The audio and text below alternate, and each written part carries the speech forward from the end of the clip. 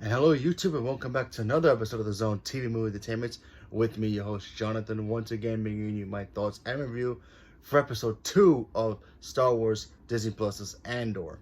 Now, in this episode, spoiler alert, so if you have not seen episode 1 or episode 2, spoilers. So, in Cassian's continued efforts to not only to find his sister, but pretty much run from the law at this point because, in the last episode, he literally just kind of off two cops. I'm just calling them cops. It's much easier to say, and I know they're not really cops, but they're like law enforcement people. So I just like calling them cops because it's much easier to say. Anyway, so after him pretty much killing them, I mean, it was all accidental self-defense, but you know how in the galaxy, they were like, yeah, right, nice try. Even though they were trying to take him out, take his credits from him, because, they thought of him suspicious when they saw him in the bar anyway. And now the others are pretty much on pursuit of him. Well, he's still trying to find his sister and also pretty much deliver this kind of Imperial tracking device kind of thing that he kind of got his hands on when he was a child, because he found something. A ship was crashing on his planet, and when it crash landed, he literally went there. There were two soldiers that were trying to defend themselves. Of course, the other children were shooting them with blow guns and stuff, so that was pretty interesting. The fact that laser blasters couldn't even stop these children from using blow guns at them. So yeah, they shoot darts. That's basically what it was. Either were poison, I don't know what they were, but still, it was funny. And that little kids took out. Yeah, granted, it was only two of them, but still. Yeah, I get it too. They were all injured because of the crash. Which, by the way, I'm surprised they survived the crash anyway. But go figure. And they got taken out by kids. It was funny. To me, it was funny. Just the way the context of that was like, okay, that was fun. Anyway, so when he finally has it, he's trying to convince his friend. I think her name was G. I probably butchered that. Anyway, he goes to her and he tries to get the I guess the seller that he was trying to sell it to show up, and she's like, yeah, I don't know, it might take him a month to get here. He's like, I don't got a month, I need to do this now. I need to get the credits and get the heck out of here, because he's still on that quest to find his sister. Anyway, so she makes the call. The guy ends up showing up towards the end. I'll reveal who he is at the end.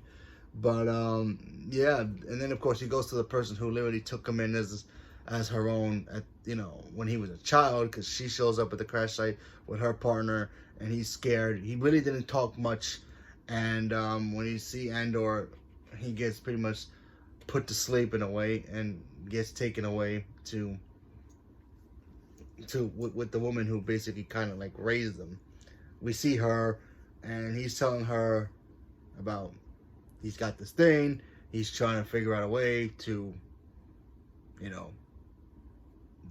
I guess, sell it or give it away. And then, of course, the cops literally start figuring out who he is. They start putting wanted posters. Not really wanted posters, but pretty much get the word out that they're looking for this guy. They get his information because one of the people that he knows pretty kind of ratted him out. So we kind of get that whole mess. But we don't find that out until the third episode. So sorry, spoiler for the third episode. And yeah, in this episode we just literally just see the cops just trying to figure out who he is and what's his deal, and does he have any threat? Is he a threat to the whole operation, to the Empire? They just try to figure out who he is. They kind of find out who he is, background checks, the whole drill. And that's basically the gist of the second episode. Liked it a little bit better. Wasn't as slow pace as the first one, but it was still slow enough to be like, okay, come on, let's get to the good stuff. Come on, let's get to that stuff. Let's move forward. And I like the backstory a little bit, like how it's going back when he's a kid and all that. I thought that was cool, but what can you do? I really think episode 3 was the strongest episode out of the three. Out of the three episodes, because in this one we just kind of see Andor just walking around, seeing people that he knows. He owes people some money, stuff like that. But once we get to the part where he literally has to meet the guy who pretty much he's supposed to sell this technology to, and it's Skarsgård. I probably butchered his first name, is Bill Skarsgård's father. So he's in this show.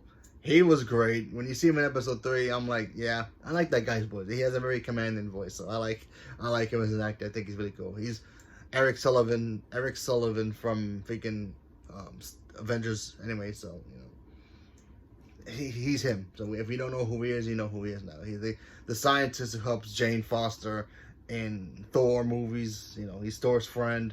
So yeah, him. So yeah, episode 2 was cool. Hopefully episode 3 will be better, which I already said. I already seen it. So yeah, it was better. So leave me a comment below. Let me know what you guys thought about episode 2. Was it an improvement for you? Was it not? Leave me a comment below. Let me know. Stay tuned for more. Thank you very much, and have a good day.